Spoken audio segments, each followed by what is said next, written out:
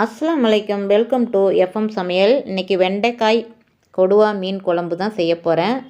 அருமையாக இருக்கும். அடுப்பு ஆன் பண்ணியிருக்கேன். ஒரு பாத்திரம் வச்சுருக்கேன். நல்லெண்ணெய் தான் மீன் குழம்புல சேர்த்தா ரொம்ப ரொம்ப நல்லதுங்க. 3 டீஸ்பூன் நல்லெண்ணெய் விட்டுருக்கேன். வடகம் கொஞ்சமாக போட்டுக்கின்னு, சின்ன வெங்காயமாக இருந்தால் மீன் குழம்புக்கு சூப்பராக இருக்கும். நான் வந்து பெரிய வெங்காயம் பொடிசாக கட் பண்ணியிருக்கேன். 2 வெங்காயம் பொடிசாக கட் பண்ணி நல்லா வதக்கி விட்டுக்கின்னு, வதங்கின பிறகு 10 வெண்டைக்காய் எடுத்திருக்கேன். 2ஆக கட் பண்ணியிருக்கேன். எங்கள் ஊர் பக்கம்லாம் ஒரு வெண்டைக்காவை எடுத்து என்ன செய்வாங்கன்னா, அந்த 2 பக்கமும் கீரல் விடுவாங்க. கீரல் விட்டு ஒரே வெண்டைக்காவை அப்படியே முழுசாகவே வந்து ஒவ்வொரு வெண்டைக்காவும் மீன் குழம்புல போடுவாங்க. அது சாப்பிடும் போது நமக்கு வந்து கொஞ்சம் சிரமமாக இருக்கும். அதனால் வந்து நான் வந்து 2ஆக கட் பண்ணி போட்டிருக்கேன். நல்லா பிஞ்சி வெண்டைக்காவை தான் இருந்துச்சு. நல்லா சூப்பராக இருந்துச்சு.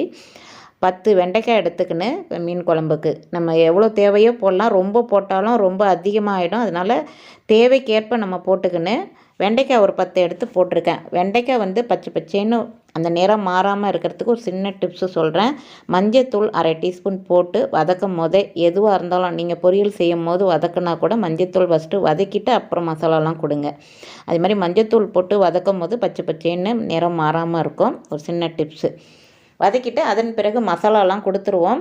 மிளகாய்த்தூள் 2 டீஸ்பூன், கரம் மசாலா 1/4 டீஸ்பூன், மல்லித்தூள் மிளகு ஜீரகம் போட்ட மல்லித்தூள் 3 டீஸ்பூன். எந்த அளவுக்கு மீன் எடுக்கிறோம், புளி எடுக்கிறோம், அந்த அளவுக்கு மசாலா கொடுக்கணும். நீங்கள் மிளகு ஜீரகம் இல்லைன்னா தனித்தனியாக சேர்த்துக்கங்க. நல்லா வதக்கி விட்டுட்டு மசாலாலாம் கொடுத்துருவோம். இதுக்கு வந்து தேங்காய் 1/2 மூடி அரைச்சி வச்சுருக்கேன். தேங்காயோட கொஞ்சம் கருவேப்பிலையும் ஒரு பெரிய சைஸ் தக்காளியும் கொடுத்துருக்கேன். அதை வந்து சேர்த்தே வந்து தேங்காயோடைய நல்லா பேஸ்ட்டாக அரைச்சி அதே மாதிரி நீங்கள் மீன் குழம்பு செய்து பாருங்கள். டேஸ்ட்டு சூப்பராக இருக்கும். நீங்கள் புளி தண்ணியிலையும் நீங்கள் கரைச்சிக்கலாம். நீங்கள் வந்து தேங்காயோடு நம்ம அரைக்கும் போது அதுவும் ஒரு டேஸ்ட்டாக இருக்கும். எல்லாத்தையும் வந்து ஒன்று சேர்ந்த மாதிரி வதக்குங்க. கொஞ்சமாக தண்ணி விட்டுக்கங்க. ஒரு 1/4 கப்பு அளவுக்கு தண்ணி விட்டு நல்லா வதக்கிறதுக்கு ஈஸியாக இருக்கும். அதனால் கொஞ்சமாக வந்து தண்ணி விட்டுக்கங்க. தண்ணி விட்டுட்டு அதன் பிறகு வந்து புளி கரைச்சலை வடிகட்டி வச்சுருக்கேன். இஞ்சி பூண்டு பேஸ்ட்டு 1 டீஸ்பூன் கொடுத்துக்கங்க. மீன் குழம்புக்கு வந்து அதிகமாக சேர்க்கக்கூடாது. கொஞ்சமாக அந்த 1 டீஸ்பூன் வந்து பெரிய மீனுக்கெல்லாம் வந்து சேர்த்தாக்கா சுவை கூடுதலாக இருக்கும், சூப்பராகவும் இருக்கும். இப்போ புளி கரைச்சலை வந்து சேர்த்துருக்கேன். வடிகட்டி ஒரு 2 கப்பு அளவுக்கு வடிகட்டி புளி கரைச்சலை கொடுத்துருக்கேன். உப்பு காரம் புளிப்புலாம் கரெக்டாக இருக்கான்னு பார்த்துங்க. தேவையான அளவு உப்பும் போட்டிருக்கேன். கடைசியாக வந்து செக் பண்ணிக்கிறது ரொம்ப நல்லது. இப்போ தேங்காய் விழுதியும் இதில் சேர்த்துருவோம். சேர்த்துட்டு எல்லாத்தையும் ஒன்று சேர்ந்த மாதிரி கலக்கி விட்டுட்டு கொதி வந்தோன்னே தான் மீன் போடணும். இப்போ போட்டுறாதீங்க.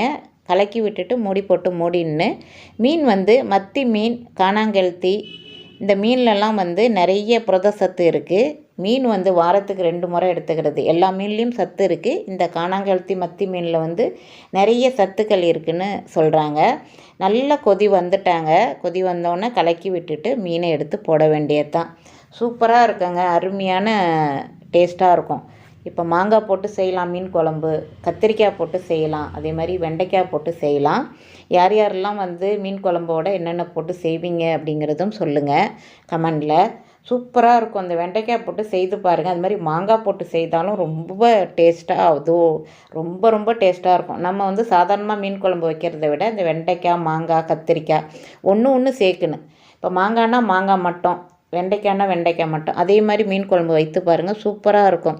மணக்க வெண்டைக்காய் போட்ட கொடுவா மீன் குழம்பு சூப்பராக ரெடி ஆகிட்டே இருக்காங்க. மீனை எடுத்து காமிக்கிறேன் பாருங்கள். இப்போயே சாப்பிட்லாம் போல் இருக்குது. அவ்வளோ ருசியாக இருக்கும் போல இருக்குது. சூப்பராக வந்துருச்சுங்க. அருமையான மீன் குழம்பு ரெடி ஆகிட்டாங்க. அடுத்த மீனையும் காமிக்கிறேன். சூப்பராக இருக்குது. நல்லா கொதி வந்துட்டாங்க. அடுப்பை ஆஃப் பண்ண வேண்டியது தான். அனைவரும் சாப்பிட வாங்க. அடுத்த சூப்பரான ரெசிபியுடன் உங்களை சந்திக்கிறேன். சப்ஸ்கிரைப் பண்ணாதவங்க சப்ஸ்கிரைப் பண்ணுங்கள், ஷேர் பண்ணுங்கள், லைக் பண்ண மறந்துடாதீங்க.